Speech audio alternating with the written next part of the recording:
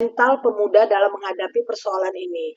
Gereja tidak cukup hanya memberikan nasihat rohani, tetapi juga perlu memahami pendekatan psikologi agar pelayanan konseling menjadi lebih efektif dan menyentuh kebutuhan jiwa manusia secara utuh. Karena itu, integrasi antara psikologi, gereja, dan karya Roh Kudus menjadi sangat penting dalam pelayanan konseling pastoral. Peran Roh Kudus dalam kehidupan manusia. Roh Kudus adalah pribadi Allah dalam hati manusia untuk menghibur, menolong, menuntun, mengubah karakter, memberi damai sejahtera, bahkan memulihkan kehidupan. Terdapat pada Yohanes pasal 14 ayat 26, penghibur yaitu Roh Kudus, dialah yang akan mengajarkan segala sesuatu kepadamu. Roh Kudus, fungsi Roh Kudus dalam konseling.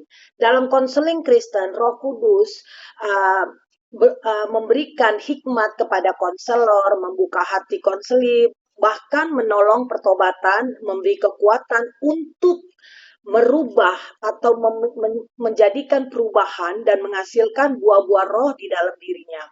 Terdapat pada Galatia 5 pasal 2, Galatia pasal 5 ayat 22 sampai 23. Buah roh ialah kasih, sukacita, damai sejahtera, kesabaran. Buah roh sangat penting dalam proses pemulihan psikologi seseorang. Gereja sebagai tempat pemulihan.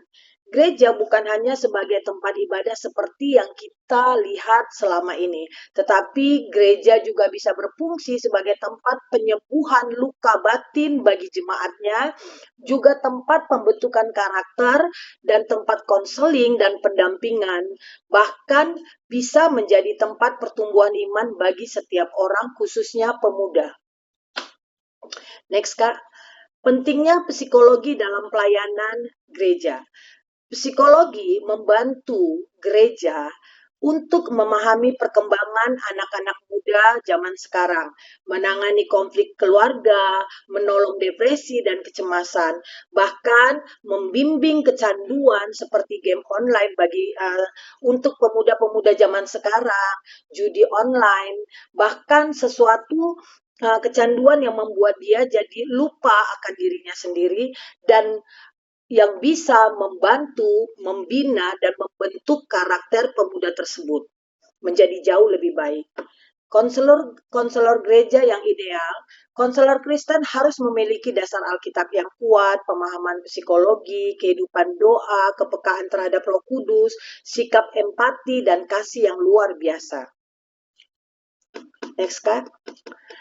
Konseling pemuda yang kecanduan game online, penyebab kecanduan game online atas pemuda, faktor psikologisnya yaitu karena kesepian, bisa jadi karena kurang perhatian keluarga, karena stres yang berlebihan, overthinking, pelarian dari masalah, bahkan merasa selalu rendah diri. Bisa juga dalam faktor sosial yaitu pengaruh teman, lingkungan digital, kurangnya aktivitas positif, dan faktor rohaninya bisa karena jauh dari Tuhan, kehilangan tujuan hidup, kurangnya pembinaan iman. Peran konselor gereja terhadap pemuda yang kecanduan game online. Ada beberapa pendekatan psikologis, seperti konselor perlu mendengarkan tanpa menghakimi, memahami latar belakang konseli, mengidentifikasi akar masalahnya, membantu mengatur pola hidup, memberi dukungan emosional. Teknik psikologi yang dapat digunakan antara lain active listening atau mendengarkan secara aktif, empati, kognitif behavioral, approach, motivational counseling, penguatan perilaku positif. Pendekatan secara rohani. Konselor mengajak pemuda tersebut seperti berdoa bersama, membaca firman Tuhan, mengikuti persekutuan, sharing dari hati ke hati, sehingga membentuk atau menghasilkan pertobatan dengan membangun hubungan pribadi antara pemuda tersebut dengan Tuhan. Yang terdapat pada Filipi 4 ayat 13, segala perkara dapat kutanggung di dalam Dia yang memberi kekuatan kepadaku.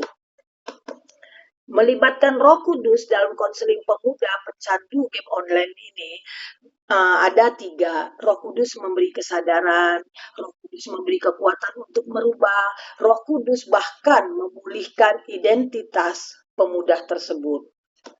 Next, Kak. Langkah-langkah konseling antara lain dengan membangun hubungan seperti yang saya bicarakan tadi, mengidentifikasi akar masalahnya, melibatkan Roh Kudus, membuat langkah pemulihan pendampingan berkelanjutan terus-menerus tanpa putus dan tanpa jeda untuk lebih meyakinkan pemuda tersebut bahwasanya dia berharga di mata Tuhan dan dia ciptaan Tuhan yang paling sempurna. Next, Kak. Prinsip penting konseling Kristen bagi pemuda. Ada beberapa, antara lain kasih, pemuda perlu diterima, bukan dihakimi. Kesabaran, perubahan tidak terjadi secara instan, ada step by step-nya asal dilakukan dengan tujuan yang baik dan dengan action yang baik dan juga iman yang luar biasa kepada Tuhan. Kerjasama dan mengundang Roh Kudus senantiasa hadir di tengah-tengah kehidupannya. Konselor hanyalah karena prinsipnya konselor itu hanyalah alat Tuhan. Roh Kuduslah yang bekerja mengubahkan hati setiap manusia. Bahkan bisa kita lakukan pendekatan holistik seperti konseling yang harus memperhatikan rohaninya, mentalnya, emosinya, sosialnya, keluarganya, bahkan lingkungannya. Next, Kak. Penutup, integrasi psikologi dengan pelayanan gereja merupakan kebutuhan penting di era modern saat ini. Psikologi membantu gereja memahami kondisi jiwa manusia, sedangkan Roh Kudus memberikan kuasa pemulihan dan perubahan hidup. Dalam pelayanan konseling terhadap pemuda yang kecanduan game online ini, gereja perlu menghadirkan pendekatan yang penuh kasih secara ilmiah dan rohani secara bersamaan terus-menerus. Konselor Kristen dipanggil bukan hanya memberi nasihat, tetapi menjadi alat Tuhan untuk menghadirkan pemulihan bagi generasi muda zaman sekarang dengan pertolongan Roh Kudus. Pemuda yang terikat kecanduan dapat dipulihkan, menemukan identitasnya dalam Kristus, dan mulai membentuk percaya dirinya dan hidup sesuai dengan tujuan Tuhan. Terima kasih Pak. Referensinya saya akan sertakan nanti Pak karena ini sudah berlebihan. Terima kasih semua. Shalom. Oke. Dalam psikologi Kristen terhadap anak-anak muda, oke. Ya, yang lain semuanya tadi terlupa kita kasih virtual untuk yang sudah